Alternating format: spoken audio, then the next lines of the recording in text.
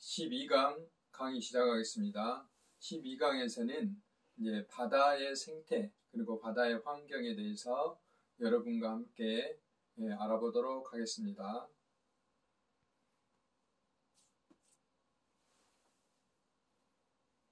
그래서 이번 시간에는 주로 해양 생태계 그리고 현재 해양 생태계에서 가장 문제가 되고 있는 미세 플라스틱과 유류 오염에 대해서 강의하겠습니다. 먼저 1차 시에서는 해양 생태계에 대해서 알아보겠습니다.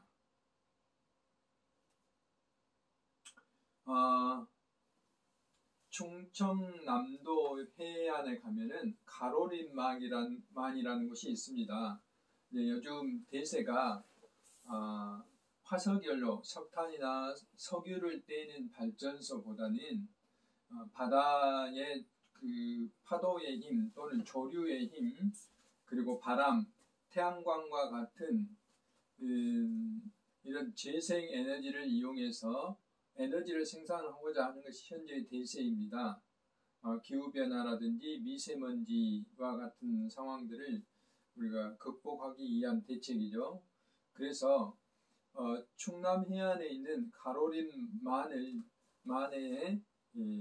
조력발전소라는 것을 만들어서 전기를 생산하고자 2016년도에 이제 그 계획을 세웠는데 이곳이 해양생물보호구역으로 국내에서 최초로 지정받은 곳이어서 이제 해당 주민들과 많은 갈등이 있습니다. 이렇게 이제 그 물범이 사는 곳이기도 하고 이래서 갈등이 있는데 이와 같이 이제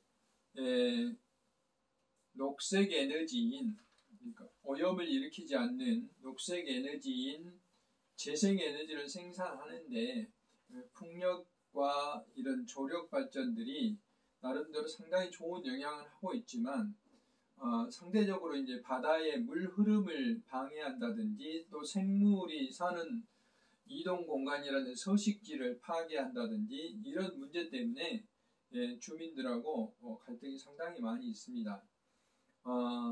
이 조력 발전이라는 것은 이제 바다는 썰물과 민물이 있잖아요. 썰물과 민물이 있기 때문에 이 썰물과 민물의 차를 이용해서 이제 그 해면의 높이가 차이가 생기게 됐잖아요. 그러면 이제 물이 들어왔다 나갔다 하기 때문에 이런 과정에서 발생하는 그 이치 에너지 위에서 아래로 이렇게 떨어지는 이치 에너지 차이를 이제 전기로 바꾸는 거죠. 이런 것을 우리는 조력 발전이라고 하는데 여기 이제 조력 발전의 그 효과를 늘리기 위해서는 이제 여기에 방조제도 쌓아야 되고 또 수문도 만들어야 되고 그러다 보면 이제 여기 있는 그림에 있는 것처럼 이쪽 공간이 이제 바닷물이 들어왔다 나왔다 하긴 하지만 평상시처럼 그 물의 흐름이라든지 또는 생물의 이동이 방해된다든지 이런 것 때문에 여러 가지 이제 영향이 있죠. 그래서 현재는 이게 더 이상 진행되지 못하고 중단된 상태에 있습니다. 그 환경 영향 평가 단계에서 더 이상 진행되지 못한 그런 상태에 있다 하는 것입니다. 그 다음에 또 한 가지는 이제 이런 게 이제 해상 풍력 발전기죠. 풍력 발전기들이 이제 그동안에 산 등성이, 산줄기 이런 데 이제 주로 세웠어요. 되게 육지에서 바람이 많은 곳이 산이잖아요. 산도 이제 산의 그 능선 이런 부위에 세워야지만이 그 바람을 그 어느 정도 확보할 수가 있죠. 적어도 초당 6m 정도의 바람이 불어야 풍력 발전기를 돌릴 수 있다고 그럽니다. 그래야 이제 에너지를 생산할 수 있는데 이러다 보니까 육지에서는 이제 이 숲을 파괴하게 되잖아요. 이걸 이제 발전기를 세우고 또 이 유지관리하기 위해서 도로를 만들어야 되고 또 이제 송전 선로, 전기를 끌어들이기 위한 선로를 만들어야 되기 때문에 이제 녹지가 훼손이 되는 거죠. 그래서 이게 이런 경우를 우리는 그 녹색의 충돌이라고 이야기합니다. 그러니까 온실가스나 기후변화를 대비하기 위해서 재생에너지인 풍력이나 태양광을 만드는데 그러니까 온실가스를 흡수하는 숲을 파괴하는 또 다른 문제를 낳는 거죠. 그러다 보니까 이제 그런 것들을 극복하기 위한 대안이 바로 이제 바다죠, 바다. 바다에 이런 태양광이나 또는 풍력 발전기를 세우면은 그런 이제 우려가 없어지는 거죠. 다만 태양광은 바다 위에 하기 때문에 태풍이라든 이런 영향이 있겠지만 풍력은 그런 것들도 극복할 수가 있습니다. 다만 이제 이 풍력 발전에서 이제 그 어려움이 예상되는 것들은 어민들이 이제 배를 타고 이게 통행을 하는데 조금 어려움이 있고, 또 한 가지는 이제 철새들이 이동하는 통로에 이런 걸 만들게 되면 새들이 여기 부딪혀서 이제 죽게 되는 조류 충돌의 문제, 이런 이제 두 가지 정도의 문제가 있습니다. 근데 이제 어민들하고 관계는 여기 풍력 발전기 밑 아래쪽에 그 물고기 집들 같은 것을 만들어서 물고기들이 오히려 이제 많이 살 수 있도록 한다든지 이런 장치를 만들어 드리는 거고, 그 다음에 풍력 발전기에 그 검은색 페인트를 조금씩 칠하면 새들이 알아볼 수 있다고 그럽니다. 이게 이제 세계적으로 이제 연구가 많이 돼 있는 건데요. 이런 대안들을 극복을 하면은 원하는 그 에너지를 얻을 수 있다고 생각합니다. 특히 이제 산에 비해서 바다는 바람이 많이 불기 때문에 바람도 일정하고 이런 유리한 점이 있어서 현재 제주도를 비롯해서 우리나라의 서남해안, 특히 이제 신안이라든지 군산, 부안 이런 쪽에 대규모로 계획이 되고 있고, 여기에서 생산된 그 수익금의 일부를 그 지역사회 또는 그 어민들에게 같이 공유하는 그런 방법들로 해상풍력이 현재 개발이 되고 있다 하는 것을 말씀드립니다. 그래서 앞에서 말씀드렸다시피 해상풍력은 이렇게 바람을 이제 바다에서 풍부하게 확보할 수 있고, 그 다음에 그 숲을 해치지 않기 때문에 대규모 단지를 바다에 이제 만들 수가 있는 것이죠. 그래서 이런 것들이 이제 그 외국에서 많이 발전돼 있고, 특히 이제 중국 같은 데가 이제 풍력 발전이 많이 발전돼 있습니다. 그래서 우리나라도 적어도 이제 2030년 앞으로 10년 후에는 12기가와트라는 그 전기를 생산해서 이제 세계 5대 해상 풍력 발전 강국에 포함이 되겠다 하는 그런 계획을 세워놓고 있습니다. 그래서 1기가와트 해상 풍력 단지 생산하는 이런 에너지는 25만 가구에 전기를 공급할 수 있다고 그래요. 그러니까 적어도 목포 시민 전체에게 전기를 공급할 수 있는 그런 아주 많은 그 유리한 그런 방식이라고 할 수가 있습니다. 이제 앞에서 말씀드린 에너지 외에도 그 해양 심층수, 바다의 깊은 곳에 물을 뽑아서 이제 여러 가지 그 방법으로 물을 이용하는 거죠. 여기 주로 이제 강원도 쪽에 동해안이 깊은 곳에 이제 그 깨끗한 물을 뽑아낼 수 있기 때문에 해양 심층수는 200m 이하, 굉장히 깊은 곳에서 물을 뽑아내는 것이죠. 이것만 가지고도 거의 1조 원에 가까운 그 2012년도에 계산한 건 1조 원에 가까운 그런 그 경제 효과를 거둘 수가 있고요. 그 다음에 거의 2만여 명에 가까운 그 인원을 고용할 수 있어요. 일자리를 만들 수 있다고 그러는데, 우리 이제 주로 마트 가서 먹는 물 해양 심층수 팔고 있죠. 지금 이거 사 먹을 수가 있고요. 그 다음에 양식하는데 수산업, 또 농작물 재배하는데 건강과 레저 이럴 때 사용할 수 있는 것이죠. 특히 이제 여러분들은 도시에 살고 있기 때문에 그 호수나 그 하천에서 생산한 수돗물을 여러분들 마시고 있지만, 주로 이제 섬이라든지 이제 또 바닷가 이런 데서는 바닷물을 이용해서 이것을 우리가 마실 수돗물로 만드는 해수 담수화 과정을 거쳐서 수돗물을 공급하고 있어요. 이런 것들도 이런 방법들을 이용하면 좋겠죠. 그래서 이렇게 물을 이용하는 방법도 바다에서 제공을 하고 있다 하는 것입니다. 이거 외에도 뭐 선박을 이용한다든지 뭐 다양한 방법들이 있는데 이제 그런 것들은 제외하고 두 가지 정도를 말씀을 드렸고, 그럼 이제 해양 생태계는 이제 왜 중요하냐? 우리 지구의 대부분이 바다이기 때문에 그래요. 우리 약 4분의 3이 바다이고, 그다음 평균 수심이 약 3,800m에 가까운 거대한 어떤 곳이죠. 그래서 그 생물들도 여기에 뭐 굉장히 많이 살고 있고, 바다에 살고 있는 플랑크톤이 이제 그 광합성을 해서 생산을 하는 것이 약 150m까지 정도가 이제 생산을 할 수 있다고 그래요. 여기 보시면 여기 이제 뭐 그림이 복잡한데 여기 한 D 정도까지 그래서 이런 건 여러분들이 이제 굳이 여기까지 아실 필요는 없는데 A를 초상대 그러니까 바다 우리가 해안 지방에 가면 바위 이쪽 이런 데는 초상대라고 그래요. 여기는 바다 생물이라고는 할 수는 없죠. 그 다음에 조간대는 물이 빠졌다, 물이 채워졌다 하는 곳 이런 데 가면 이제 그 고동이라든지 뭐 거북손이라든지 이런 게 붙어 있는 곳이죠.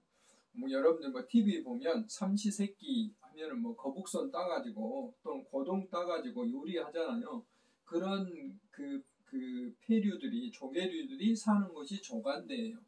근데 이게 생태적으로 굉장히 중요하죠. 이런 조간대 이 영역에 속하는 것, 이런 B 영역에 속하는 것이 굉장히 중요하고 그 아래 이제 항상 바다에 담겨져 있는 거 이거 이제 초하대라고 합니다. 그리고 그 밑에 이제 F부터는 바다죠. 이제 바다. 완전한 바다라고 할 수가 있습니다. 그래서 이제 주로 이렇게 바다는 해역은 나눠볼 수 있어요. 이제 여기서 생태적으로 중요한 것은 이제 조간대 그리고 전체적인 바다 이렇게 이야기를 할 수가 있어요. 그래서 이런 이제 초상대나 조간대 일부에서는 이렇게 염습지, 염생 생물이라고 해요. 이제 식물 중에서도 소금, 그 염분, 소금에 대해서 강한 식물들이 있어요. 우리가 이제 그 칠면초라든지 지금 순천만 그 습지에 가면은 빨갛게 칠면초가 보이잖아요. 이런데 이제 가서 보면은 이런 것들이 바로 이제 염생초라. 이거 이제 먹으면 짭짤하잖아요. 소금기를 갖고 있어서 대부분의 생물들은 그 소금기가 있는 데서 살지를 못하는데 바다에서 사는 생물들은 이렇게 다 적응이 돼 있죠. 뭐 미역이라든지 다시마라든지 또는 이제 바다에 사는 많은 물고기들은 다 상대적으로 이런 애들은 육지에서는 살지를 못합니다. 그렇고요. 뭐 그래서 바다가 거의 이렇게 대부분 차지하고 특히 이제 지구에 있는 물의 97%가 대부분 다 바닷물이에요. 나머지 3%가 이제 민물인데 우리가 육지에 있는 물들인데 그 중에 대부분은 다 지하에 가 있고 얼음으로 되어 있고요. 우리가 주로 이용하는 물은 이제 상수 시간에 잠깐 이야기를 했었는데 호수나 강과 같은 이런 그 지표수는 0.03%에 불과해요. 그러니까 우리가 이제 물을 이용하는데 앞으로 바다에 대한 연구가 많이 돼야 된다 하는 것을 알 수가 있습니다. 그래서 이제 해양 생태계는 이렇게 지구의 대부분을 둘러싸고 있기 때문에 굉장히 중요한 역할을 하죠. 우리가 이제 대부분 태평양에서 그 바닷물의 온도가 높냐 낮냐에 따라서 우리나라에 태풍이 몇 개 올 것인가 이런 게 정해지고 또 이게 난이냐냐 뭐 어떤 그 기후변화의 어떤 조건에 따라서 그 냉해가 오기도 하고 여름철이 뭐 시원하기도 하고 굉장히 무덥기도 하고 비가 많이 오기도 하고 적게 오기도 하고 태풍이 불기도 하고 가뭄이 오기도 하고 이런 그 육지의 그 기후를 좌지우지하는 그런 굉장히 큰 역할을 바로 바다가 하고 있다. 그래서 우리가 이제 바다의 생태계 역할에 대해서 알아보는 것도 굉장히 중요하고 이렇게 이제 굉장히 넓은 면적을 차지하고 있다 보니까 우리 그 지구 생물권, 생물이 살고 있는 생태학적인 근간이다 이 말. 세계 생물 서식지 90%가 바로 바다에 살고 있다 이 말이죠. 뿐만 아니라 우리 지구의 기후를 조절한, 우리가 이제 육지에서도 나무를 심는다든지 호수를 만든다든지 하천이 흐르면 그 도시 열섬을 저감해주는 효과가 있잖아요. 마찬가지로 이런 바다는 여름철에 열을 흡수하고 겨울철에는 열을 방출해 줌으로써, 이게 이제 제가 그 지난번에 말씀드렸던 수열 에너지죠.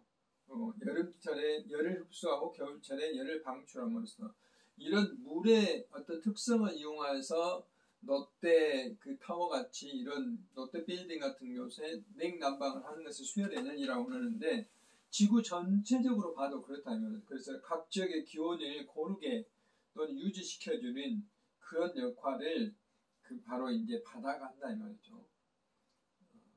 그래서 마치 생물학적인 펌프로 기후의 온난화를 조절해주는 그런 역할, 지구 산소 공급량의 약 3분의 1을 바다에서 생산한다 하고 이제 생각해 볼 수 있다 이 말이죠. 이렇게 굉장히 중요한 역할들을 바다가 하고 있다라는 것을 말씀드립니다.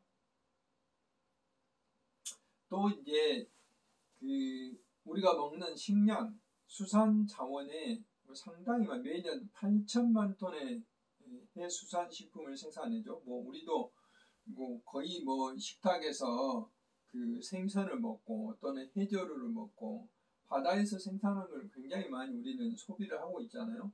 지구 전체 동물성 단백질 소비의 16%를 차지할 정도로, 개발도상국에서는 특히 단백질 공급, 소고기 같은 걸 못 먹기 때문에 이 생선이 중요한 단백질 공급원으로서 작용을 하고 있다. 약 10억 명에 가까운 사람들이 이 바다에서 나오는 단백질에 의존을 하고 있다.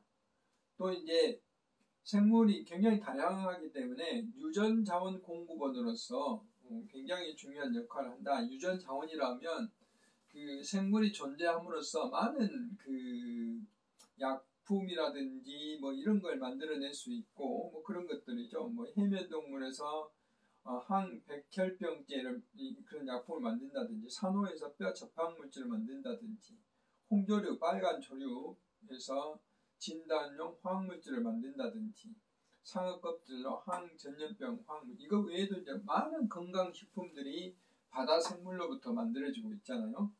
뭐 스쿠알린이라든지 이런 것들. 그 다음에 석유도 육지에서도 나오지만 대륙붕이나 망간 단계 이런 데서 석유도 많이 생산하고 있고 광물 자원도 생산하고 있죠. 이런, 그래서 바다가 우리한테 이제 생산 역할도 많이 하고, 이런 것들을 우리는 이제 생태계 서비스라고 그러잖아요. 어떤 것을 생산해주는 역할, 그래서 인류에게 공헌을 해주는 그런 생태계 서비스라는 생산, 그 다음에 앞에서 말했던 이런 조절, 기후 조절하는 역할, 그 다음에 이제 이거 외에도 우리가 이런 이용을 하잖아요. 생물 자원으로 또는 관광 자원으로, 이런 이제 관광의 역할, 그 다음에 이제 생물들이 살 수 있는 서식지의 공간, 이걸 지지 서비스라고 그러는데, 이렇게 생물의 생태계 서비스는 생산, 그 다음에 조절, 지지, 그 다음에 관광 이렇게 있는데, 이런 전반적인 서비스들도 바다에서 그대로 다 이루어지고 있다는 것이죠. 해상, 교통, 선박을 우리가 이제 여행을 한다든지 또는 물류, 이런 교통에 중요한 역할을 하고 있고요. 비행기가 실어나는 데는 한계가 있기 때문에 선박을 이용해서 그 물류 교환이 굉장히 활발해요. 특히 이제 뭐 기름 같은 경우 거의 다 선박으로 하고 있죠.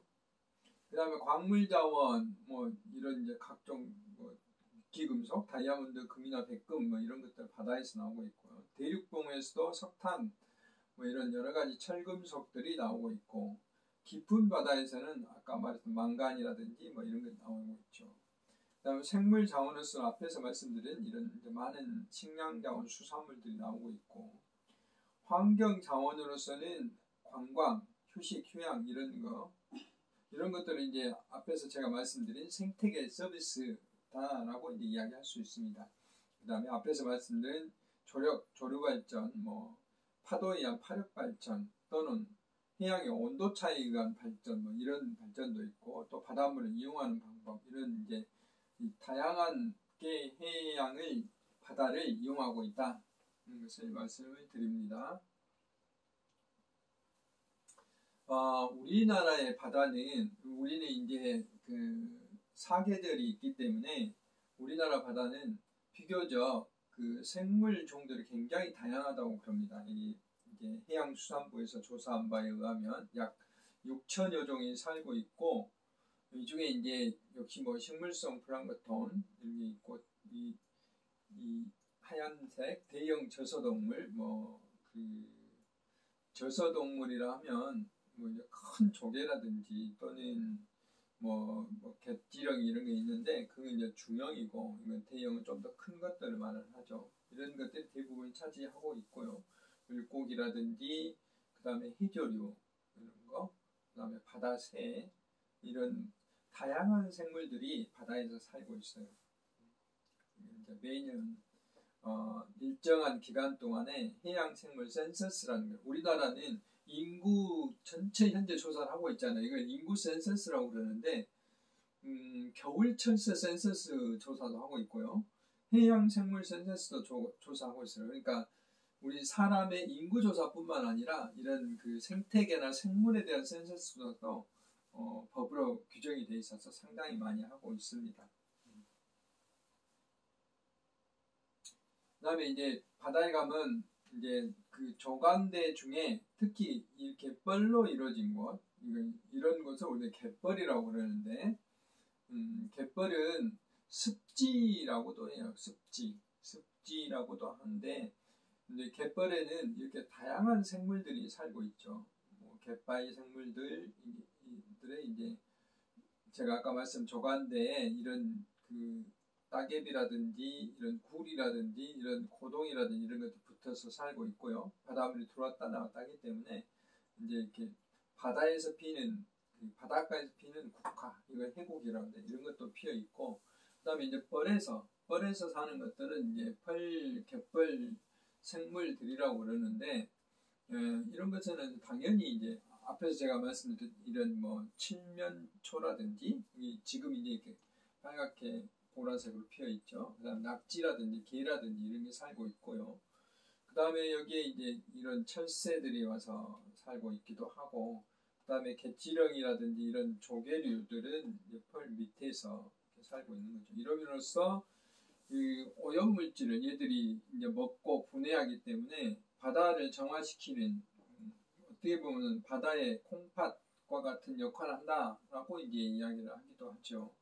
그 다음에 블루카본이란 말은 그만큼 탄소를 많이 이런 식물들이라든지 여기에 수많은 어떤 그 미생물들이 살면서 그 CO2를 이산화탄소를 흡수를 하고 있기 때문에 이런 것들은 이제 바다에 합하다라고 이야기할 수 있습니다. 또는 이제 우리가 여기에서 또 조개잡기 체험을 한다든지 이런 것들을 할 수 있죠. 그래서 갯벌도 앞에서 말한 바다와 마찬가지로 많은 생물들의 서식지를 제공하고 재해를 방지해주고 홍수라든지 가뭄 방지, 바다에 허파 산소를 제공한다든지 기후정화, 수질정화, 수산물 생산 여가 제공 이런 다양한 활동들을 갯벌이 하고 있다라고 이제 말씀드렸습니다. 그래서 우리나라의 갯벌의 가치를 돈으로 따지면 약 16조 원 정도 된다고 그래요. 그 다음에 이제 단위 면적당 63억 원 정도, 이 정도로 갯벌의 가치가 높다고 할 수가 있습니다. 그런데 이제 이런 갯벌이라든지 바다라든지 이런 것들이 기후변화 때문에 자꾸 이제 아열대성으로 이미 제주도에는 저 동남아시아에서 살고 있는 물고기들이 이제 발견이 된다든지 지속적으로 이런 게 이제 동해안 쪽으로 가면 우리가 이미 이제 명태는 우리나라에서 아주 귀한 생물이 됐잖아요. 이렇게 이제 아열대성으로 변하고 있는 것에 대해서 우리는 지속적으로 관심을 갖고 바다 생물을 보호할 수 있는 방안이 무엇인지 생각해 봐야 될 것입니다. 그래서 이미 여기서 보신 바와 같이 토종 홍합이 있는데 이게 지중해에서 살고 있는 지중해 담치가 우리나라에 오고 있다든지 그 다음에 이렇게 연안 갈대숲인데 이미 이것들이 습지가 이렇게 훼손되고 있는 곳이 발견된다든지, 이렇게 맑은 바다인데 이제 자주 이렇게 적조가 빨간 조류가 발생한다든지 적조가 발생한다든지, 해조류가 이렇게 무성해야 되는 해조림이 있어야 되는데 백화 현상이라고 그러죠. 완전히 이런 것들이 없어지는 이런 문제들이 바다 속에서 일어나고 있어서 이런 생태계 변화에 우리가 굉장히 주목을 많이 해야 된다 하는 것이 현재의 바다를 관리하는데 그 과제입니다. 그래서 이제 앞에서 말씀드린 갯벌이 이렇게 중요한데 우리는 60년대 이후에 땅을 넓히기 위해서 바다를 무시했어요. 갯벌의 그 가치를 무시하고 여기를 이제 전부 메꿔가지고 60년대 이후에 여기다가 이제 공장 만들고 농지 만들고 이렇게 했었죠. 그래서 우리가 그동안 생각했지 못한 뭐 이제 어장 파괴, 해양 오염, 뭐 어촌사회 붕괴 이런 문제들을 무시했었어요. 그런데 이제 최근에 들어서 굉장히 갯벌이라든지 바다의 중요성이 이제 갯벌을 만드는 것보다 바다가 훨씬 더 중요하다 하는, 또는 환경적으로도 문제가 굉장히 많아요. 지형이나 해류 변화에 따른 이런 문제도 있었고 이런 간척 사업이 있었고, 그래서 이제 새만금 간척 사업 할 때도 논란이 굉장히 많았죠. 이제 결국은 엄청난 국제 사업이기 때문에 현재 진행이 돼서 간척 사업이 거의 완성 단계에 있죠. 지금은 이제 여기에 뭐 태양광을 만들고 또는 여기다가 뭐 농공단지를 만들고 뭐 이제 다양한 활동들을 하고 있는데, 이런 것도 앞으로 우리가 이제 수십 년이 지나면 우리나라 바다 생태계 이런 것이 어떻게 변할지 앞으로 계속 지켜봐야 될 문제라고 생각이 듭니다. 현재 우리가 예측은 하고 있지만 그런 예측대로 될는지 어쩔지 하는 것은 우리 현재 상태로 우리가 파악한다는 것은 어려운 일이죠. 그래서 충청남도를 비롯해서 이제 또 역으로 간척지를 다 없애고 다시 갯벌로 만드는 역간척이 현재 진행되고 있어요. 간척을 해놓으니까 그런 인공호수의 수질이 6등급, 공업용으로 쓸 수가 없게 되고 수많은 어떤 수산물이 줄어들게 되고, 특별히 또 여기 농지로서도 가치가 없게 되고, 그래서 갯벌이 앞에서 설명했다시피 굉장한 많은 그 도움이 되기 때문에 다시 간척지로 만드는 사업, 이런 것들을 역간척이라고 그럽니다. 그 다음에 이제 바다에서 그 육지로부터 강으로부터 들어오는 많은 오염물질들 바다에 다 축적이 되잖아요. 그러면서 여름철에 이제 바다의 온도가 올라가면 이런 코클로디움과 같은 바다의 플랑크톤 이런 것들이 이렇게 빨갛게 그 바다를 오염시키는 문제가 발생해요. 그러면 독성 물질이 나와서 해조를 살 수 없도록 하고, 특히 이제 양식에도 오염을 긋고 바다 생태계 굉장히 어려움을 일으키게 됩니다. 그래서 이런 것들에 대한 관심도 많고, 이걸 어떻게 이제 예감하냐, 저감하냐, 특별한 관심을 가져야 되겠죠. 그래서 이렇게 뭐 여러 가지 황토를 뿌린다든지 이런 그 작업도 하고 있는데, 결국은 육지로부터 오염을 줄여서 바다의 연안에 그 질소나 인 같은 이런 그 영양 성분들이 적게 하는 게 이제 과제라고 생각이 듭니다. 그래서 우리나라 해양수산부에서는 이와 같이 국가의 해양 지수라는 것을 개발을 해서 어떻게 하면 이렇게 해양을 안전하게 할 것인지, 내절을 어떻게 할 것인지, 경제적으로 어떻게 할 것인지를 종합적으로 검토를 해서 그 국가의 우리나라의 그 바다를 보존할 것을 할 수 있게 되겠고요. 최근에 문제된 게 이제 바다의 쓰레기 문제예요. 제가 다음 차시에 미세 플라스틱에 대해서 할 텐데, 그 미세 플라스틱의 문제가 모든 것이 바다로 다 들어오잖아요. 물도 그렇고 물속에 들어있는 오염원들도 다 바다로 들어오고, 심지어 이제 장마가 홍수가 일어나면 그런 쓰레기들이 다 바다로 이렇게 들어오게 됩니다. 바다의 쓰레기의 거의 60% 이상이 그 육지로부터 근원하는 것이거든요. 그러면 이와 같은 굉장히 많은 영향들을 일으켜요. 선박의 사고 원인, 특히 이제 어망이나 쓰레기에 걸려서 그 생산성뿐만 아니라 바다 생물들이 죽게 되는 거죠.